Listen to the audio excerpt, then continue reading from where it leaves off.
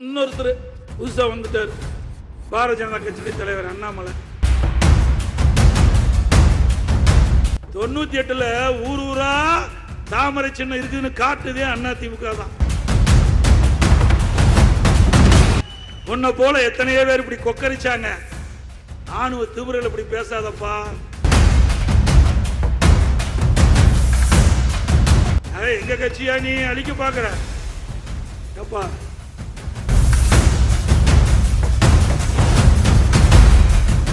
இன்னொருத்தர் புதுசா வந்துட்டார். பாரதிய ஜனதா கட்சி தலைவர் அண்ணாமலை. இவரு அதிமுக 2024 ஒழிக்கிறாராம். தம்பி, அதிமுகங்கிற கட்சி தெய்வத்தால் உருவாக்கப்பட்ட கட்சி. உங்க பாட்டனையே பார்த்த கட்சி. உன்னை போல எத்தனையோ பேர் இப்படி கொக்கரிச்சாங்க. ஆணுவ திமிரல் இப்படி பேசாதப்பா. அதிமுக கட்சி என்ற ஒரு கட்சி இல்லை என்றால் தமிழகம் வளர்ச்சி பெற்றிருக்காது, ஏற்றம் பெற்றிருக்காது. பொன்மனச்செம்மல் புரட்சி தலைவர் எம்ஜிஆர் இந்த இயக்கத்தை உருவாக்கியது ஏழை எளிய ஒடுக்கப்பட்ட நசுக்கப்பட்ட தாழ்த்தப்பட்ட மக்கள் ஏற்றம் பெற, தமிழ்நாடு வளர்ச்சி பெற. அதுக்காக இந்த கட்சி துவக்கினாங்க. இதே புரட்சி தலைவர் அம்மா கண்ணை இமைகா போல இந்த கட்சி காத்து இன்னைக்கு ஆட்சி செஞ்சாங்க. தமிழகத்தில் அனைத்து இந்திய அண்ணா திராவிட முன்னேற்ற கழகம் 30 ஆண்டு காலம் ஆட்சி செய்த காரணத்தினால் இந்த மண்ணிலே இருக்கின்ற அத்தனை பேரும் பல நன்மைகளை பெற்றார்கள். எங்க கட்சியா நீ அழிக்க பாக்குற? எப்பா 98ல ஊர் ஊரா தாமரை சின்னம் இருக்குதுன்னு காட்டுதே அதிமுக தான். தாமரை சின்னம் எந்த கட்சிக்குனே தெரியாது இருந்த காலம். அப்ப அம்மா நாடாளுமன்றத்தில் கூட்டணி வச்சாங்க பாரதிய ஜனதாவோட.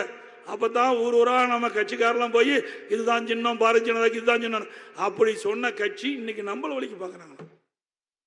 ஆக நீங்க எல்லாம் அப்பாயின்மெண்ட் ஆனவங்க. ஏன்னா மத்தியில் இருக்கிறவங்களுக்கு அப்பாயின்மெண்ட் பண்ணாதான் உங்க கட்சி நீங்க தலைவராக இருப்பீங்க. ஏன்னா எப்ப வேணாலும் உங்கள் தலைவர் மாற்றலாம்.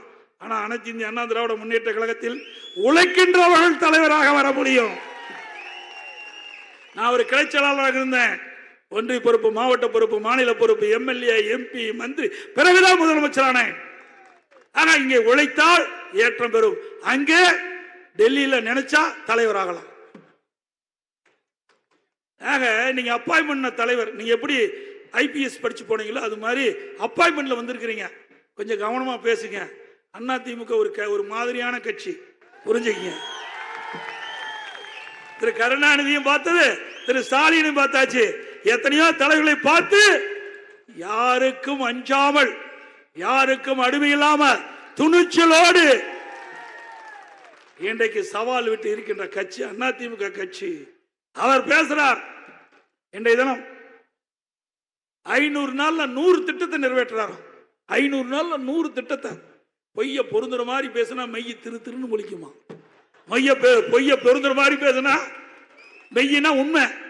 பொய்ய பொருந்துற மாதிரி பேசினா உண்மை திருன்னு முழிக்குமா?